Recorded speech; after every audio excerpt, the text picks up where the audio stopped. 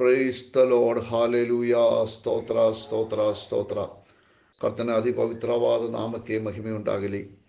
2024 ಇಸುವೆ September ತಿಂಗಳು 30ನೇ ತಾರೀಕು ಸೋಮವಾರ ಬೆಳಿಗ್ಗೆ ಕರ್ತನ ಪವಿತ್ರವಾದ ಕರಗಳನ್ನು ಆಮೇನ್ ಆಮೇನ್ ನಾಮವನ್ನು ನಾವು ಸ್ತುತಿಸೋಣ. ಆತನ ಶಕ್ತಿ ಇರುವ ಕರದಿಂದ ಈ ಒಂದು ತಿಂಗಳೆಲ್ಲ ನಮ್ಮನ್ನು ಕಾಯ್ದು ಕಾಪಾಡಿದರು. ಆಮೇನ್, ಅದಕ್ಕೆ ಸ್ತೋತ್ರ.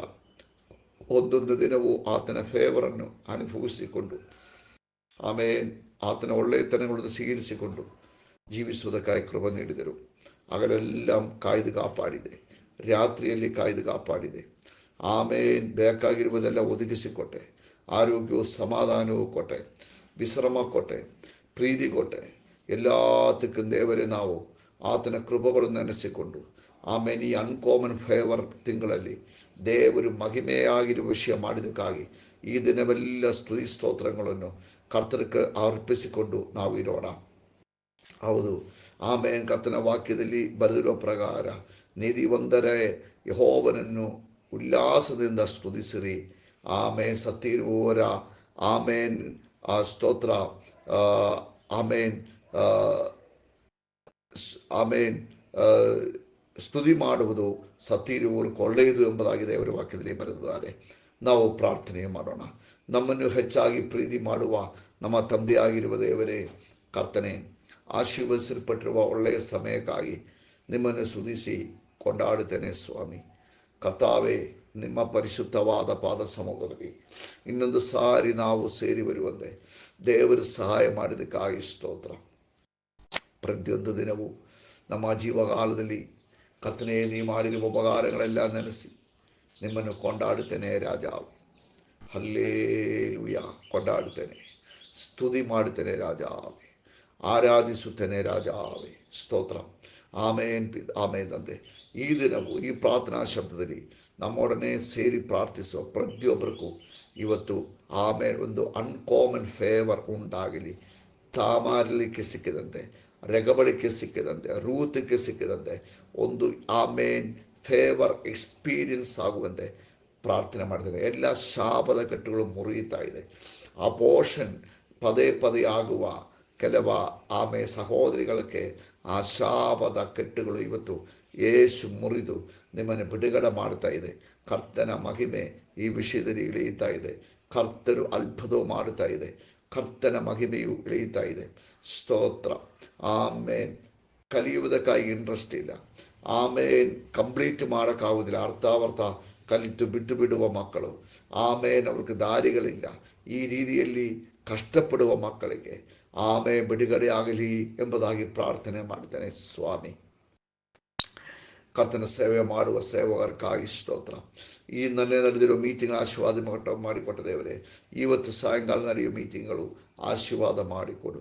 ಕೆಲಸ ಇಲ್ಲದವರೆಗೂ ಕೆಲಸ, ಬಿಸ್ನೆಸ್ಗಳು ಇಂಪ್ರೂವ್ಮೆಂಟು, ಕುಟುಂಬದಲ್ಲಿ ಸಮಾಧಾನ, ಹಲ್ಲೇಲೂಯ್ಯ, ಸೇವೆಯ ಬೆಳವಣಿಗೆ ಎಲ್ಲ ಉಂಟಾಗಲಿ. ಕರ್ತಾವೆ, ನಿಮ್ಮ ನಾಮವು ಎಲ್ಲ ಕಡೆಯೂ ಮಹಿಮೆಯಾಗುವಂದೇ ನಾವು ಪ್ರಾರ್ಥಿಸುತ್ತೇನೆ. ನಿಮ್ಮ ಕರೆಗೆ ಸಂಪೂರ್ಣವಾಗಿ ಒಪ್ಪಿಸುತ್ತೇನೆ. ನಿನ್ನ ಬಂಡೆಯು ಕೋಟೆಯೂ ಆಗಿದ್ದಾರೆ. ಅದಕ್ಕೆ ಸ್ತೋತ್ರಪ್ಪ. ನಿಮ್ಮ ಕರೆ ತಗಿಸುತ್ತಾ ಪ್ರಾರ್ಥಿಸುತ್ತೇನೆ ಯೇಸುವಿನ ನಾಮದಲ್ಲಿ ತಂದೆ. ಪ್ರಿಯರೇ, ಕರ್ತನೆ ನಮ್ಮೆಲ್ಲವರನ್ನು ಹೇರಾಳವಾಗಿ ಆಶೀರ್ವಾದ ಮಾಡಲಿ. ಇವತ್ತು ರಾತ್ರಿ ಇಂಡಿಯನ್ ಟೈಮ್ 9 ನಮ್ಮ second day thanks giving meeting ನಡೆಯುತ್ತದೆ. ಇವತ್ತು ಪ್ರಾರ್ಥನೆಯ ದಿನವಲ್ಲ, ಇವತ್ತು ಕೃತಜ್ಞತೆ ಹೇಳಬೇಕಾಗಿರುವ ದಿನವಾಗಿದೆ. ಎಲ್ಲ ವಿಷಯಗಳಕ್ಕಾಗಿಯೂ ಈ ತಿಂಗಳ ಕೊನೆಯ ದಿನದಲ್ಲಿ ಸ್ತುತಿ ಸ್ತೋತ್ರങ്ങൾ ಅರ್ಪಿಸಬೇಕಾಗಿರುವ ದಿನವಾಗಿದೆ. ನೀವೆಲ್ಲರೂ ಪ್ರಾರ್ಥನೆಯಿಂದ ಸಾಯಂಕಾಲ ಮೀಟಿಂಗ್ಗೆ ತಕ್ಕ ಕಾಲದಲ್ಲಿ ತಕ್ಕ ಸಮಯದಲ್ಲಿ ಅಟೆಂಡ್ ಆಗಲಿ. God bless you. ಇವತ್ತು ಚಿಂತೆಗಾಗಿ ಒಂದು ಪೂರ್ವಕಾಲ ವೃತ್ತಾಂತ 16ನೇ ಅಧಿಕಾರ 34ನೇ ವಾಕ್ಯ. ಯೆಹೋವನಿಗೆ ಕೃತಜ್ಞತಾ ಸ್ತುತಿ ಮಾಡಿರಿ, ಆತನು ಒಳ್ಳೆಯವನು ಎಂಬುದಾಗಿ ಬರೆದಿದ್ದಾರೆ. ಒಳ್ಳೆಯವನಾಗಿರುವ ದೇವರಿಗೆ ಕೃತಜ್ಞತಾ ಸ್ತುತಿ ಮಾಡಬೇಕು. ಸ್ತೋತ್ರ. ಈ 9 ತಿಂಗಳು ನಮ್ಮನ್ನು ಕಾಯ್ದು ಕಾಪಾಡಿದೆ ದೇವರು. ಈ 9ನೇ ತಿಂಗಳು ಪ್ರತಿಯೊಂದು ದಿನವೂ ಕರ್ತನ ಫೇವರ್ ನಾವು ಅನುಭವಿಸಿದರು. ಅದ್ಭುತಕರವಾಗಿ ನಮ್ಮನ್ನು ನಡೆಸಿಕೊಂಡು ಬಂದ ದೇವರು. ಈ 30ನೇ ದಿನ ಆತನು ಮಾಡಿರುವ ಉಪಕಾರಗಳನ್ನು ನೆನೆಸಿಕೊಂಡು ಆತನೇ ಸ್ತುತಿಸಬೇಕಾಗಿರುವ ದಿನವಾಗಿದೆ. ಆಮೇನ್. ಕೆಲವರು 10 ವಿಷಯಗಳು ದೇವರ ಮುಂದೆ ಇಡ್ತಾರೆ, 9 ವಿಷಯಗಳು ನಡೆದಿರ್ತಾರೆ. ಆ ಒಂದು ವಿಷಯ ಸಿಕ್ಕಿಲ್ಲ ಅಂದರೆ ಅದನ್ನು ನೆನೆಸಿಕೊಂಡು ಬೇಜಾರುಪಟ್ಟು ನಡೀತಾರೆ. ಹಾಗೆ ಅಲ್ಲ, ಸಿಕ್ಕಿರುವ 9 ಕಾರ್ಯಗಳಕ್ಕಾಗಿ ದೇವರಿಗೂ ಸ್ತೋತ್ರ ಹೇಳಬೇಕಾಗಿರುವ ದಿನವಿದು. ಕರಗಳ ಮೇಲೆ ಕೆತ್ತಿ ಕರ್ತನು ಮಾಡಿರುವ ಉಪಕಾರಗಳೆಲ್ಲ ನೆನೆಸಿಕೊಂಡು ಕರ್ತನಿಗೆ ಕೃತಜ್ಞತಾಸ್ತುತಿ ಮಾಡ್ರಿ. 100ನೇ ಕೀರ್ತನೆ 4ನೇ ವಾಕ್ಯದಲ್ಲಿ ಸ್ತೋತ್ರ, ದೇವರಿಗೆ ಸ್ತೋತ್ರ ಹೇಳಬೇಕು ಎಂಬುದಾಗಿ, ಈ ದಿನವು ದೇವರು ಉಂಟು ಮಾಡಿರುವ ದಿನ, ಕರ್ತನಿಗೆ ಸ್ತೋತ್ರ ಹೇಳಬೇಕು ಎಂಬುದಾಗಿ ದೇವರ ವಾಕ್ಯವು ನಮ್ಮ ಹತ್ರ ಹೇಳ್ತಾ ಇದ್ದಾರೆ.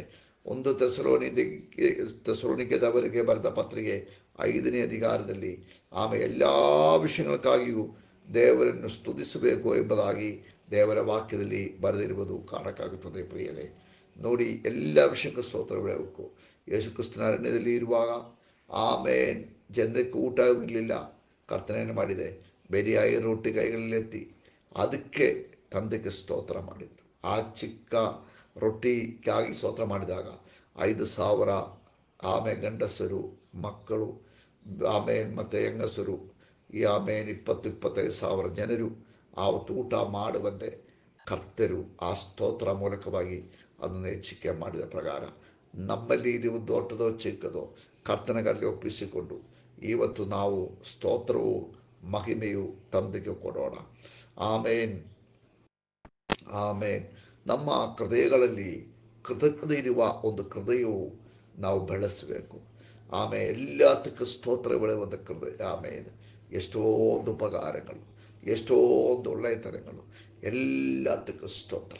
ಹೀಗೆ ಇರುವ ಕಷ್ಟವೋ ಸಂಕಟವೋ ತಡಗಳೋ ಅದು ನೆನೆಸಿಕೊಂಡು ದುಃಖಪಡಾದೆ ಇಷ್ಟರ ಮಟ್ಟಿಗೆ ನಡೆಸಿರುವ ದೇವರಿಗೆ ಕೃತಜ್ಞತಾಸ್ತುತಿ ಮಾಡ್ರಿ. ಆವಾಗನೇ ಹೊಸ ದಾರಿಗಳು, ಬಾಗಿಲುಗಳು ಓಪನ್ ಆಗುತ್ತದೆ. ಕರ್ತರು ನಮ್ಮ ವಿಷಯಗಳಲ್ಲಿ ಕ್ರಿಯೆ ಮಾಡೋಕ್ಕೆ ಶುರು ಮಾಡುತ್ತಾರೆ. ಅದಕ್ಕೆ ನಾವೇನು ಮಾಡಬೇಕು? ಎಲ್ಲದಕ್ಕೂ ಎಲ್ಲ ಸಮಯವೂ ಕೃತಜ್ಞತಾಸ್ತುತಿ ಮಾಡಬೇಕು. ದೇವರು ಅದಕ್ಕಾಗಿ ಕೃತಜ್ಞತೆ ಇರುವ ಒಂದು ಹೃದಯವು, ನನ್ರಿ ಇರುವ ಒಂದು ಹೃದಯ ನಮಗೆ ಕೊಡುವಂತೆ ನಾವು ದೇವರ ಹತ್ರ ಬೇಡಿಕೊಳ್ಳೋಣ. ನಾವು ಅದು ಕಲಿಬೇಕು. ಸ್ತೋತ್ರ ಮಾಡಿಯೂ ಸ್ತುತಿ ಹೇಳಿಯೂ ಕರ್ತರ್ಗೆ ಮಹಿಮೆ ಕೊಟ್ಟು ಕಲಿಬೇಕು. ಕಲಿತು ನಾವು ಅದರಲ್ಲಿ ಜಾಗರಣ ಮಾಡಿ ಅದು ನಮ್ಮ ಜೀವನದ ಒಂದು ರೂಢಿಯಾಗಿ ಮಾರಲ್ಪಡುತ್ತಾರೆ.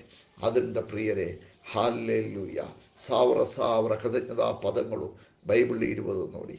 ಎಲ್ಲದಕ್ಕೂ ಸ್ತೋತ್ರ, ಎಣ್ಣಿಸಲಾರದ ಉಪಕಾರಗಳಿಗೆ ಸ್ತೋತ್ರ. ಅದು ಇವತ್ತೆಲ್ಲ ನೀವು ಸ್ತೋತ್ರ ಸ್ತುತಿಯಿಂದ ತುಂಬಲ್ಪಟ್ಟವರಾಗಿರಬೇಕು. ಪ್ರಾರ್ಥನೆಯಲ್ಲ, ಸ್ತುತಿ ಸ್ತೋತ್ರಗಳಲ್ಲಿ ತುಂಬಲ್ಪಟ್ಟವರಾಗಿರಬೇಕು. ಈ ವಾಕ್ಯಗಳ ಮೂಲಕವಾಗಿ ಕರ್ತರು ನಿಮ್ಮನ್ನು ಏರಾಳವಾಗಿ ಆಶೀರ್ವಾದ ಮಾಡಲಿ, ಬಹಳವಾಗಿ ಆಶೀರ್ವಾದ ಮಾಡಲಿ. ದೇವರ ಕೃಪೆಯು, ಸ್ಪೆಷಲ್ ಫೇವರು ಇವತ್ತು ನಿಮ್ಮ ಮೇಲೆ ಇಳಿಯಲಿ. God bless you. ನಾವು ಹೆಚ್ಚಿಗೆ ಆಗುತ್ತದೆ, ಬೆಳೆಯುತ್ತದೆ. ನಾವೊಂದು ಗುರಿತಾಗುತ್ತದೆ, ಅದ್ಭುತವಾಗುತ್ತದೆ. We are blessed, we are really blessed, we are permanently blessed, are highly favoured. May God bless you.